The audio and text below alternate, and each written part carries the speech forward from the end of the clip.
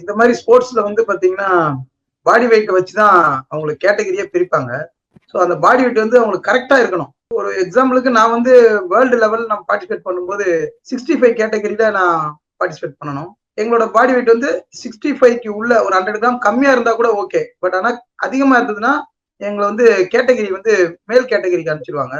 So அந்த கேட்டகரியில வந்து ஆல்ரெடி ஒருத்தவங்களுக்கு நேம் கொடுத்துருப்பாங்க. ஆல்ரெடி இன்னொரு பிளேயர் ரெடியா இருப்பாங்க. ஸோ அதனால இவங்க உள்ள போக முடியாது. அதனால அவங்கள வந்து தகுதி நீக்கம் கண்டிப்பா செய்யறதுக்கு வாய்ப்பு நிறைய இருக்கு. வேர்ல்டு லெவல்ல இருந்து ஒலிம்பிக் அதான் எண்டு. ஸோ இதுல வந்து அச்சீவ்மெண்ட் பண்ணும்போது அது பெரிய ஒரு பேரு. ஒரு இப்போ வந்து ஹைட் கேட்டகரி இருந்தா அந்த ஹைட் வந்து கரெக்டா இருக்கணும். அதை மீறி அதிகமா இருந்தாங்கன்னா அவங்க அடுத்த கேட்டகரி தான் அனுப்புவாங்க. ஸோ அதே மாதிரிதான் பாடி வெயிட். பாடி வெயிட் வந்து இவங்க கரெக்டா வச்சுக்கணும். இப்போ அவங்களோட ஃபுட்ல இருந்து ஏதாவது ஒண்ணு வந்து அவங்க கம்மி பண்ணி அந்த 100 கிராம் கம்மி பண்ணி தான் வச்சிருக்கணும். இனி மெடல் வந்திருக்கணும். பட் ஆனா அவங்களோட டைம் அந்த 100 கிராம் ஜாஸ்தியா இருந்ததுனால அவங்களை வந்து தகுதி நீக்கம் பண்ற அளவுக்கு ஆயிட்டு இருக்கு.